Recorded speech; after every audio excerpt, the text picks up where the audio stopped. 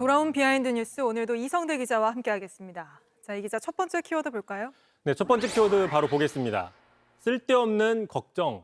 자, 지금 국민의힘 당대표 출마를 선언한 김문수 후보가 윤 전 대통령이 감옥에서 힘들 것 같다라고 걱정을 했는데 네. 먼저 이야기 들어보겠습니다.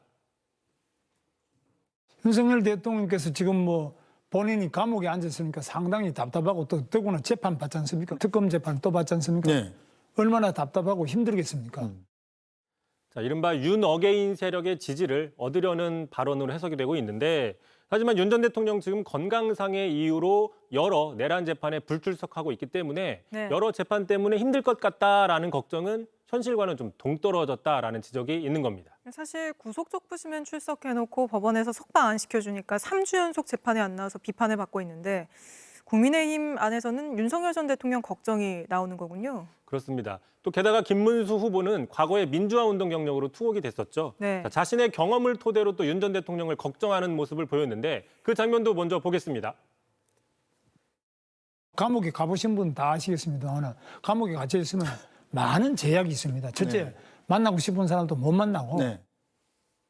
자, 만나고 싶은 사람도 못 만난다. 당연한 이야기이기는 한데 자, 김문수 후보의 이런 걱정은 굳이 안 해도 될 것 같다라는 분석이 나오는데 자, 왜 그러느냐? 윤 전 대통령 지난 10일 재구속된 이후에 18일까지 접견을 총 16번 했습니다. 네. 하루에 2번꼴로 한 셈이죠.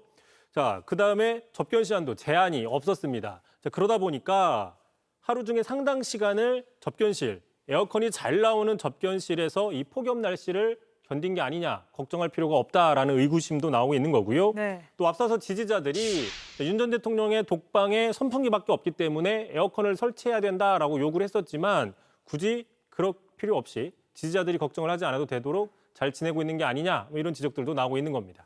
사실 윤석열 전 대통령은 재구속된 이후에도 수사와 재판에 성실히 임하지 않고 버티기만 하고 있잖아요. 그렇습니다.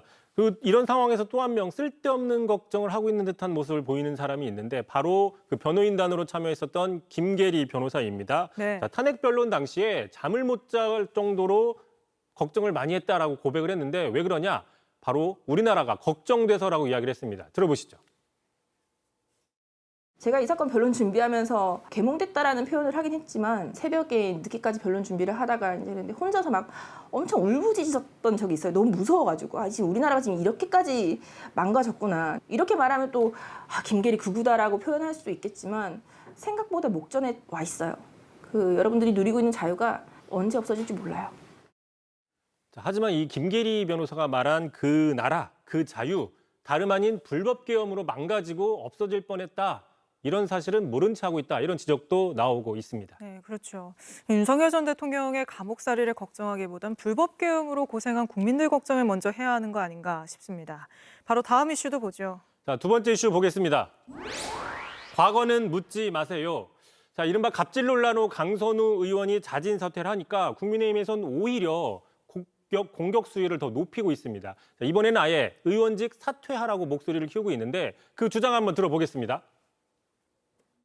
갑질 및 위법 의혹이 제기된 강선우 의원에 대해서는 의원직 사퇴를 촉구하면서 국회 윤리위원회에 제소하는 조치를 취하겠습니다.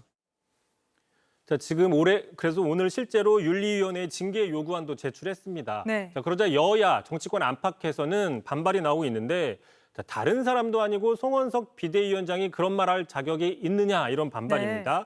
자, 2021년 4월 재보궐 당시였죠.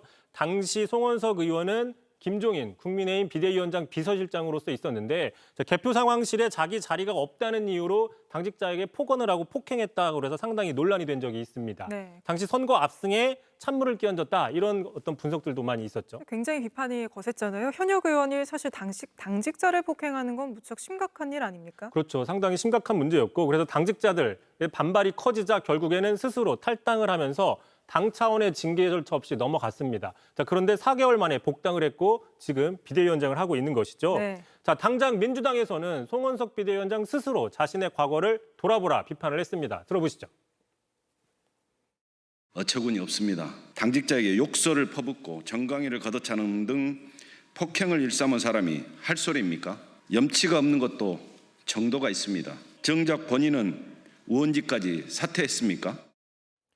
자, 지금 정계를 은퇴했지만 활발하게 정치 논평을 하고 있는 홍준표 전 시장도 네. 한마디 했습니다. 자, 어디 여의도에서 갑질한 사람이 강선우 의원 한 명뿐이냐라고 얘기를 하면서 이렇게 얘기를 했습니다. 당직자를 이유 없이 발로 걷어차서 집단 항의를 받고 스스로 탈당했다가 조용해지니까 슬그머니 재입당한 의원 없었느냐라면서 사실상 송원석 비대위원장을 저격했습니다. 알겠습니다. 오늘은 여기까지 듣겠습니다. 이성대 기자였습니다.